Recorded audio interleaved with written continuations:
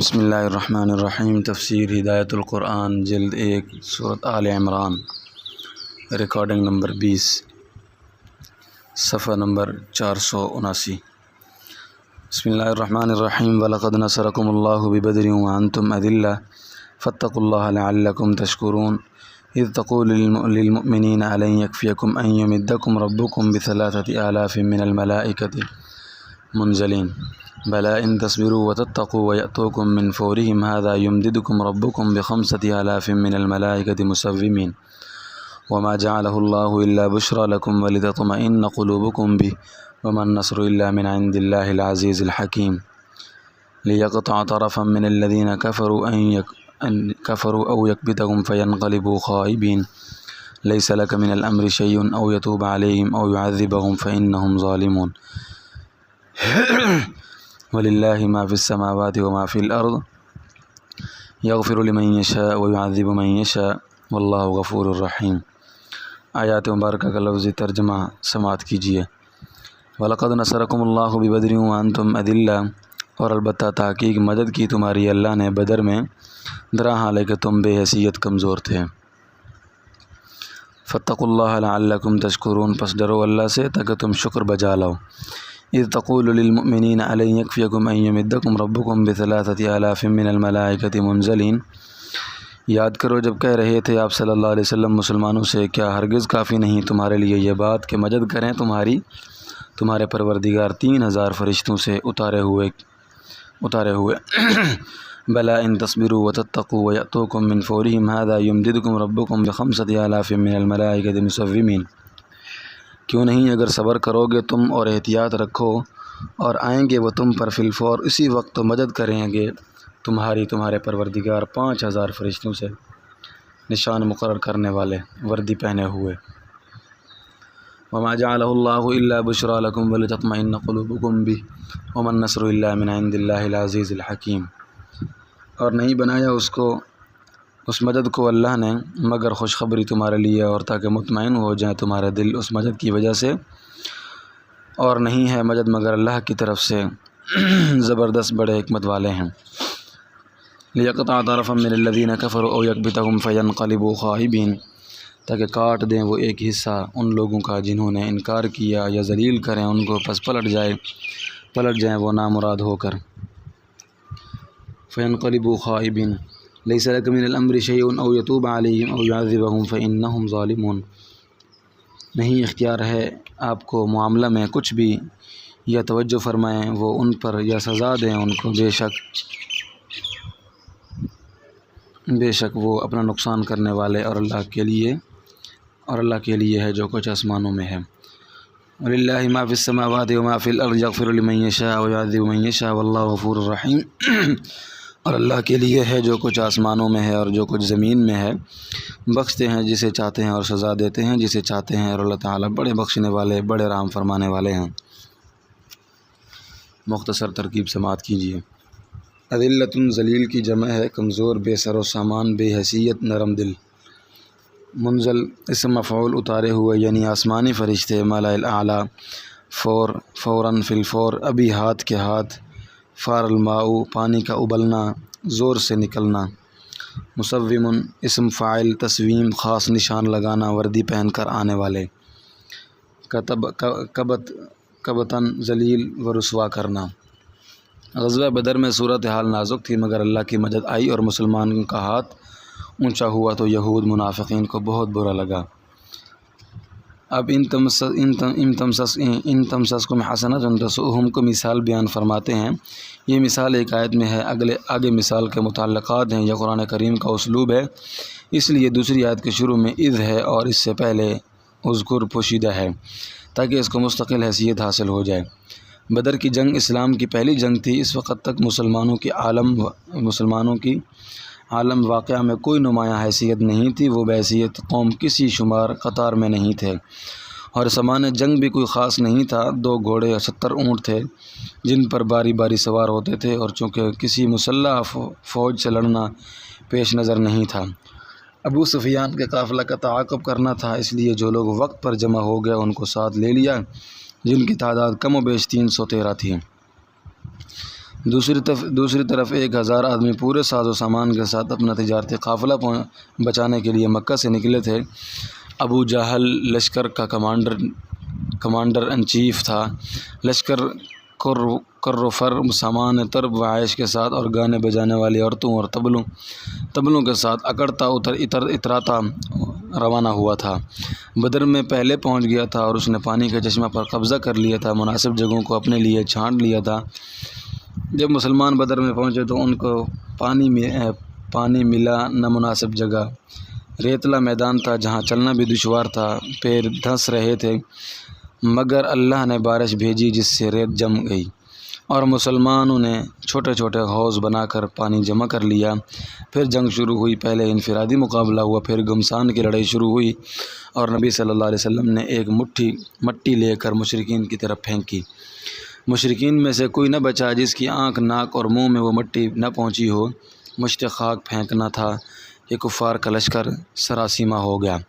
بڑے بڑے بہادر اور جانباز قتل و قید ہونے لگے اور ابھی سورج غروب نہیں ہوا تھا کہ میدان کارزار کا فیصلہ ہو گیا۔ 70 کافر مارے گئے اور 70 ہی گرفتار ہو گئے۔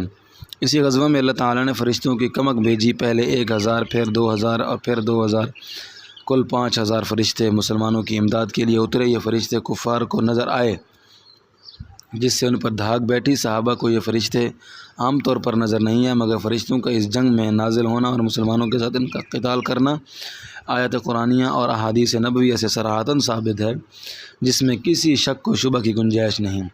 جاننا چاہیے کہ دنیا عالم اسباب ہے، اس کی رعایت سے فرشتوں کو لشکر کی صورت میں مسلمانوں کی امداد کے لیے نازل فرمایا، ورنہ ایک ہی فرشتہ سب کے لیے کافی تھا۔ وَلَقَدْ نَصَرَكُمُ اللَّهُ بِبَدْرٍ وَأَنْتُمْ أَذِلَّةٌ فَاتَّقُوا اللَّهَ لَعَلَّكُمْ تَشْكُرُونَ۔ ترجمہ: اور بخدا واقعہ یہ ہے کہ اللہ نے بدر میں تمہاری مدد کی جبکہ تم بے حیثیت بے سر و سامان تھے، پس اللہ سے ڈرو، یعنی ممنوعات شرعیہ سے بچو اور ان کے احکام کی تعمیل کرو۔ یہ آدھا مضمون فہم سامع پر اعتماد کر کے چھوڑ دیا ہے تاکہ تم شکر بجا لو۔ اس کا تعلق نصرکم سے ہے۔ فائدہ: بدر کی دعا میں نبی صلی اللہ علیہ وسلم نے عرض کیا تھا، اے اللہ اگر آپ چاہیں تو آپ کی پرستش نہ ہو۔ آیت میں اس کی طرف اشارہ ہے کہ میں نے تمہاری مدد کی، اب تم ممنوعات سے بچو اور احکام کی تعمیل کرو، یہ بھی اللہ کی پرستش ہے۔ بدر میں کتنے فرشتے اترے تھے؟ 3000 یا 5000؟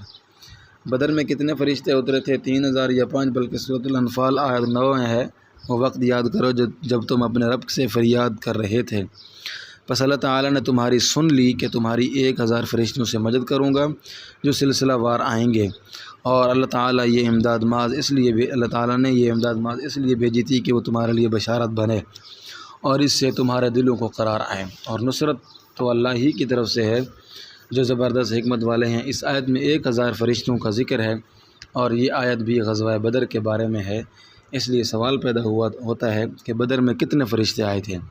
1000، 3000 یا 5000؟ جواب: پہلے 1000 آئے، پھر 2000 آئے تو 3000 ہو گئے، پھر 2000 آئے تو 5000 ہو گئے۔ فوج کی کمک اس طرح آتی ہے تاکہ فوج کا حوصلہ بڑھے اور دشمن پر دھاگ بیٹھے۔ جب نئی کمک نعرہ لگاتی ہوئی آتی ہے تو دشمن کا استنجا خطا ہو جاتا ہے۔ اذ تقول للمؤمنین الن یکفیکم ان یمدکم ربکم بثلاثة آلاف من الملائکۃ منزلین بلی ان تصبروا وتتقوا ویأتوکم من فورہم ھذا یمددکم ربکم بخمسة آلاف من الملائکۃ مصومین۔ یاد کرو جب آپ صلی اللہ علیہ وسلم مسلمانوں سے کہہ رہے تھے، کیا تمہارے لیے یہ بات کافی نہیں کہ تمہارے پروردگار تمہاری مدد کریں آسمان سے اتارے ہوئے 3000 فرشتوں سے؟ کیوں نہیں؟ یہ جواب ہے کہ کافی ہے۔ اگر تم میدان میں ڈٹے رہے اور محتاط رہے اور تم پر اسی وقت فوراً حلہ بول دیں تو تمہارے پروردگار 5000 وردی پوش فرشتوں سے تمہاری مدد کریں گے۔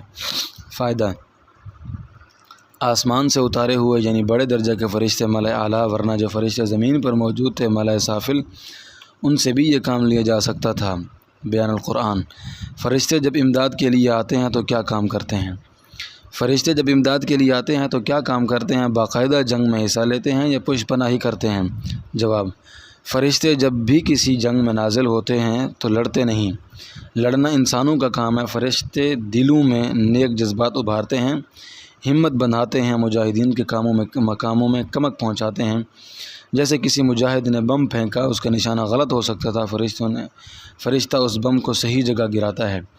یا مجاہد نے گیند لڑکائی اور اس کو 100 میٹر تک جانا چاہیے، فرشتے اس میں کمک پہنچائی، وہ 1000 میٹر تک چلی گئی۔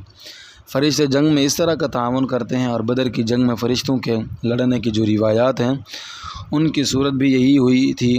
صحابی نے تلوار چلائی، اس کی تلوار لگنے سے پہلے ہی دشمن کا سر جدا ہو گیا، یہ فرشتے کی کمک تھی۔ وما جعلہ اللہ الا بشری لکم ولتطمئن قلوبکم بہ وما النصر الا من عند اللہ العزیز الحکیم۔ ترجمہ: اور اللہ نے اس مدد کو تمہارے لیے صرف خوشخبری بنایا اور تاکہ اس مدد کی وجہ سے تمہارا دل مطمئن ہو، اور مدد تو زبردست حکمت والے اللہ ہی کی طرف سے ہے۔ جنگ بدر میں امداد و نصرت کی حکمت۔ بدر میں کفار کے 70 لیڈر قتل ہوئے اور 70 ہی قید ہوئے، باقی رسوا ہو کر پسپا ہوئے۔ اس کی حکمت بیان فرماتے ہیں کہ اللہ تعالیٰ نے ایسا اس لیے کیا کہ کفار کا زور ٹوٹے اور اسلام کا راستہ ہموار ہو۔ لِيَقْطَعَ طَرَفًا مِّنَ الَّذِينَ كَفَرُوا أَوْ يَكْبِتَهُمْ فَيَنْقَلِبُوا خَائِبِينَ، تاکہ اللہ تعالیٰ ان لوگوں کا ایک حصہ کاٹ دیں، ان کو موت کی گھاٹ اتار دیں جنہوں نے اسلام قبول نہیں کیا، یا ان کو رسوا کریں، قید ہوں یا پسپا ہوں، پھر وہ نامراد ہو کر پلٹ جائیں۔ جنگ بدر میں جو بچ گئے ان میں سے کچھ مسلمان ہوئے۔